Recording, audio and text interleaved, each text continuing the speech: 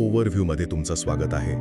तुम्हाला माहिती आहे, कॅन्डलस्टिक्स म्हणजे चार्टवरच्या नुसत्या लाल हिरव्या रेषा नसून ते बायर्स आणि सेलर्समधल्या युद्धाचं लाईव्ह चित्र असतं. मार्केटची ही भाषा समजली ना, तर तुम्ही तुमचं ट्रेडिंग खऱ्या अर्थानं एका नव्या लेव्हलवर घेऊन जाऊ शकता. पहिली गोष्ट म्हणजे कॅन्डलस्टिक्स आणि सायकॉलॉजी. कॅन्डलचा रंग आणि आकार आपल्याला मार्केटची लपलेली भावना अगदी स्पष्ट सांगतो. मोठी हिरवी कॅन्डल बघितली की लोकांची हाव किंवा फोमो दिसतो.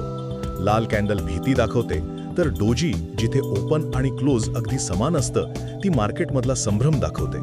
हे अगदी एका रस्सीखेचसारखं आहे, जिथे कॅन्डलस्टिक पाहून आपल्याला समजतं की नक्की कोण जास्त ताकद लावतंय. दुसरी महत्त्वाची गोष्ट म्हणजे स्मार्ट मनी ट्रॅप्स.